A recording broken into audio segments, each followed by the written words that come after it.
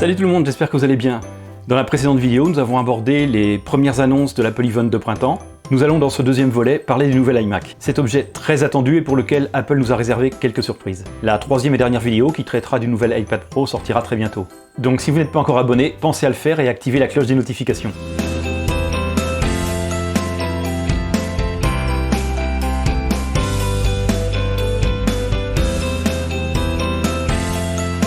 Abordons à présent un des produits qui étaient les plus attendus et qui génèrent aussi le plus de réactions, peut-être parfois un peu épidermiques il faut le dire.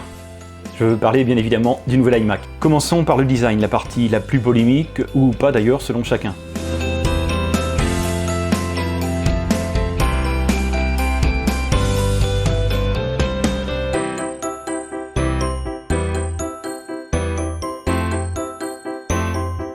À titre personnel, de dos je le trouve vraiment très beau.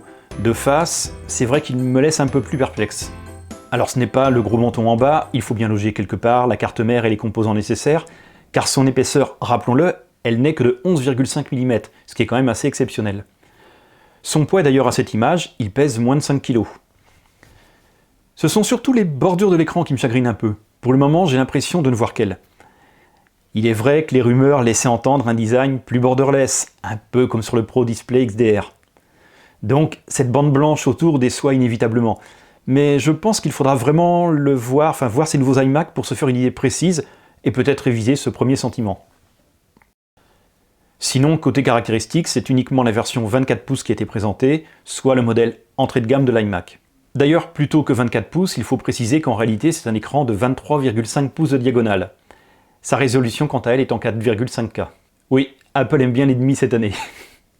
Bon, sinon, une version de 32 pouces était annoncée dans les rumeurs, mais évidemment elle n'a pas été annoncée. Je pense qu'en fait elle sortira plus tard lorsque les nouvelles puces seront disponibles. Car nous retrouvons ici bien évidemment la fameuse puce M1 annoncée en 2020, de façon strictement identique au MacBook et au Mac mini, avec 8 ou 16 Go de RAM et les capacités de stockage jusqu'à 2 Teraoctets.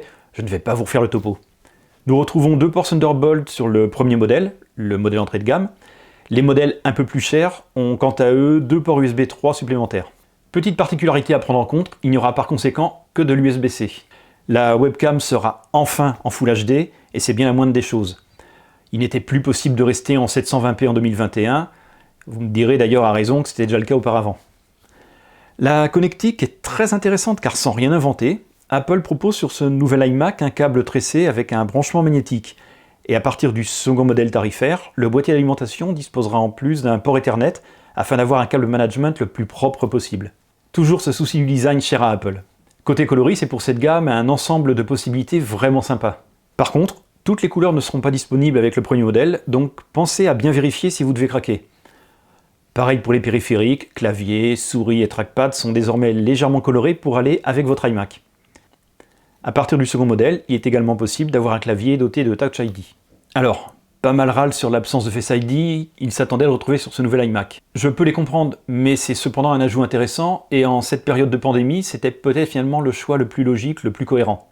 À titre personnel, je ne suis pas la cible de ce nouvel iMac, pour deux raisons extrêmement simples. La première, c'est que je préfère un MacBook, parce que je me déplace quand même de façon très régulière, et pour moi la mobilité est importante.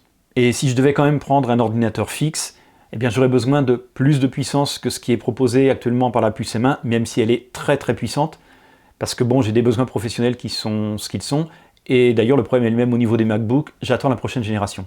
Je pense que cet iMac a le potentiel pour être une grosse réussite. Objectivement, en termes de puissance, avec la puce M1, il devrait couvrir une très large majorité de besoins, et je le vois bien équipé des locaux professionnels. Il y a une certaine classe qui devrait beaucoup plaire à mon avis. Par contre, le tarif me semble peut-être un poil élevé. Je ne lui enlève aucune qualité et la construction devrait être une fois de plus excellente, comme c'est généralement le cas avec Apple. Mon iMac 27 pouces qui a 11 ans est toujours dans un état impeccable. Bon, ok, il rame beaucoup, mais il est nickel. Si je devais choisir un ordinateur fixe, je pense que je m'orienterais plutôt aujourd'hui vers un Mac mini avec 16 Go de RAM, 1 Tera de stockage probablement, et je lui accolerais en fait un écran externe de 31 ou 32 pouces. Je pense que ça correspondrait plus à mes besoins. Je n'ai pas regardé les tarifs et combien ça pourrait coûter en comparaison, mais à mon avis, c'est une solution qui devrait être probablement aussi intéressante, même financièrement. Bref, mon avis importe peu, et même si cet iMac génère des interrogations sur sa face avant, les premiers retours me semblent quand même globalement très enthousiastes, et je pense qu'Apple pourrait vraiment faire un joli carton avec. Alors pour ce qui est des tarifs, la version de base est proposée à 1 449 €. Une seconde version intermédiaire avec 256 Go de stockage et quelques éléments supplémentaires, je vous en ai parlé dans la vidéo, est proposée à 1 669 €. À mon avis, ce sera probablement la proposition la plus intéressante de ce nouvel iMac. Il y a également une version à 512 Go de stockage, proposée elle à 1 899 €.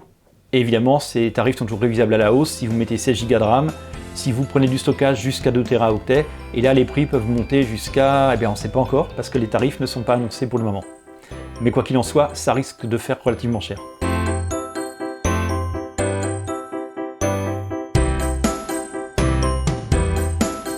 Alors, ce nouvel iMac, même s'il me laisse un peu sur ma faim côté design, enfin disons plutôt un peu mitigé au niveau de certains choix. Je dois quand même reconnaître qu'il apporte un agréable vent de folie coloré, et avec la puce M1, ça lui garantit des performances qui combleront très largement la cible des utilisateurs visés par ce modèle.